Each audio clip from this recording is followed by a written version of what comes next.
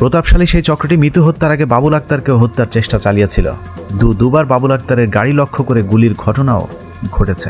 2014 সালের 18 মার্চ বাবুল আক্তার তার ব্যক্তিগত এবং পারিবারিক নিরাপত্তার আশঙ্কা জানিয়ে থানায় যে সাধারণ ডায়েরিটি করেছিলেন সেটিও এখন আমাদের হাতে।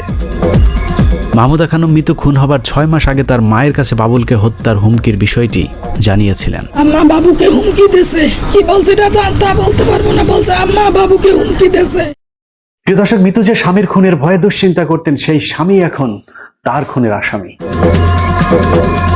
মাহমুদা খানম মিতুকে বাবুল আক্তার খুন করেছে এটা এখন সবাই জানে, তবে সবচেয়ে বেশি তথ্য প্রমাণ যার কাছে রয়েছে তিনি নবগঠিত পুলিশ ব্যুরো অফ ইনভেস্টিগেশন শাখার প্রধান বনজ কুমার মজুমদার। পুলিশের এই শাখায় বনজ বললে 2-2 4, আবার 2-2 6ও হয়। তদন্তের নামে 9-6 করা পুলিশের এই শাখাটিতে বনজ কুমার মুকুটহীন এক সম্রাট। বাবুল আক্তারকে তার স্ত্রীর খুনি হিসেবে প্রমাণ করতে বনজ কুমার কতটা অতি উৎসাহীর ভূমিকা পালন করেছে তার প্রমাণ দেখতে বনজের 12 মে 2021 তারিখের একটি সংবাদ সম্মেলন থেকে ঘুরে আসা যাক। আমাদের কাছে স্পষ্ট হয়েছে যে বাবুল আক্তার ইচ্ছাকৃতভাবে তার সোর্স চিনেন নাই। সাধারণত একজন পুলিশ যদি অন্যায় করেও থাকে তবু আরেকজন পুলিশ তার বিরুদ্ধে কোনো বক্তব্য দিতে গেলে যথেষ্ট কৌশলী হবার কথা, কিন্তু ওই দিনের সংবাদ সম্মেলন দেখে মনে হয়েছে বাবুলকে শাস্তি দিতে আদালতের চেয়ে গুরু দায়িত্ব কাঁধে তুলে নিয়েছেন বনজ কুমার। বাবুল আক্তার এই মামলা 1 নম্বর আসামি হবেন। আমরা এই জিনিসটাই প্রমাণ করার সুযোগ খুঁজছিলাম। সংবাদ সম্মেলনের শুরুতেই তিনি বলেন বাবুলকে গ্রেপ্তার করতে হলে আগের মামলার ফাইনাল রিপোর্ট জমা দিতে হবে। মামলার বাদী জনাব বাবুল আক্তারকে যদি অ্যারেস্ট করতে হয়, টেকনিক্যালি এটি হলো যে মামলাটিতে তিনি বাদী ছিলেন সেই মামলাটি ফাইনাল রিপোর্ট দিতে হবে। আইন অনুযায়ী পিবিআই যদি এই মামলার তদন্তে বাবুল আক্তারের সংশ্লিষ্টতা পেয়েও থাকে সেটা তাদের প্রতিবেদনে উল্লেখ করবে এবং প্রতিবেদন আদালতে দাখিল করবে। একটি মামলার তদন্তকারী সংস্থার দায়িত্ব এখানেই শেষ। কিন্তু বনজ কুমার প্রথম মামলার প্রতিবেদন দাখিলের আগেই পরবর্তী মামলারও খবর বলে দিয়েছিলেন সেই সংবাদ সম্মেলনে। নতুন একটি মামলা হবে, পরের দিন মামলা কে করবে সেটাও বনজি নির্ধারণ করে দিয়েছিলেন। সেই মামলাটি করতে পারে তার বাবা মোশাররফ হোসেন। এখানেই শেষ নয়, পরের দিনের মামলার বাদীকে তারও একদিন আগে ঢাকা থেকে পিবিআইয়ের গাড়িতে করে চট্টগ্রামে নিয়ে বসিয়ে রেখেছিলেন বনজ কুমার। আমাদের পিবিআইয়ের গাড়িতে তাকে নিয়ে যাওয়া হয়েছে, তিনি ওখানে আছেন এবং উনি মামলা এফআইআর তৈরি করেছেন। ফাইনাল রিপোর্টটি জমা হওয়ার কিছুক্ষণ পর 5 লাখ থানায় নতুন মামলা হবে। যখনই এই মামলাটি দায়ের করা হবে, সে 1 নম্বর আসামি হবেন, তখনই বাবুল আক্তার গ্রেপ্তার হবেন। বাবুলের শ্বশুরও জানিয়েছেন জামাইয়ের বিরুদ্ধে মামলা করতে তাকে সবচেয়ে বেশি সহযোগিতা করেছেন বনজ কুমার মজুমদার। আমরা তো বাদী হইলে কেউ ভাববে যে তারা নিজেরা সহোদ্যোগী হয়ে বাদী হয়েছে, হ্যাঁ, এরকম কথাবার্তা কিন্তু বনজ কুমারও বলছে। তা বিচার চাইলে আপনি কি এই মামলার বাদী হবেন? তখন আমি বলছি যে ঠিক আছে, আমি বাদী হব।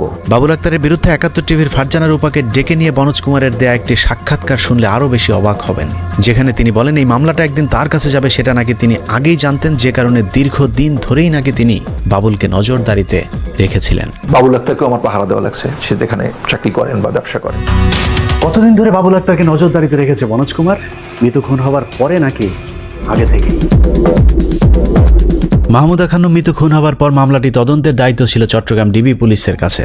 তারও 3 মাস আগে বনজ কুমারকে চট্টগ্রাম থেকে পিবিআইয়ের প্রধান হিসেবে ঢাকায় বদলি করা হয়। সেই হিসেবে মিতু হত্যাকাণ্ড নিয়ে বনজের কোনো দায়িত্ব থাকবার কথা নয়, কিন্তু বাস্তবে হত্যাকাণ্ডের শুরু থেকে শেষ পর্যন্ত সবকিছু ঠান্ডা মাথায় নিয়ন্ত্রণ করেছে বনজ কুমার মজুমদার। তো মুসাকে তো চিনে, এখন জাপ্তর স্যার মুসাকে তো দেখছি তার সাথে। আপনাদের নিশ্চয়ই মনে আছে মিতু খুন হবার পর সকলেই বলতে শুরু করেছিল জঙ্গিরা বাবুলের স্ত্রীকে খুন করেছে, কিন্তু এটা হয়তো অনেকেরই জানা নেই জঙ্গিদের ইস্যুটিকে বনজ কুমারই তার পিবিআইয়ের মাধ্যমে সামনে এনেছিলেন। প্রশ্ন করবেন কিভাবে? চলুন সেই অনুসন্ধান দেখা যাক।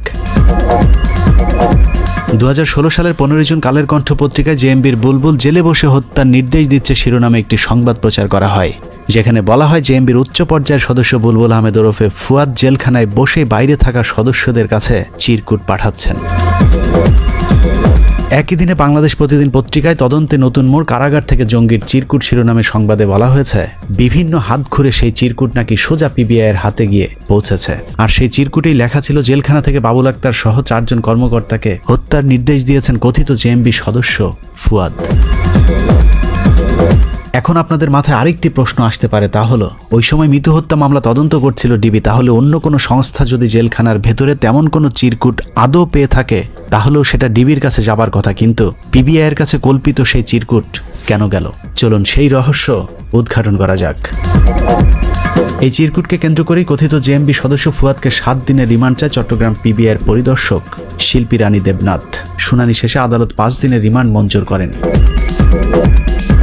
2016 সালের 22 জুন বাংলাদেশ প্রতিদিন পত্রিকায় সেই চিরকুট ঘিরেই তদন্ত শিরোনামের আরেকটি সংবাদে বলা হয়েছে, রিমান্ডে নাকি মিতু হত্যার গুরুত্বপূর্ণ তথ্য দিয়েছেন জেএমবি সদস্য বুলবুল আহমেদ সরকার ওরফে ফুয়াদ।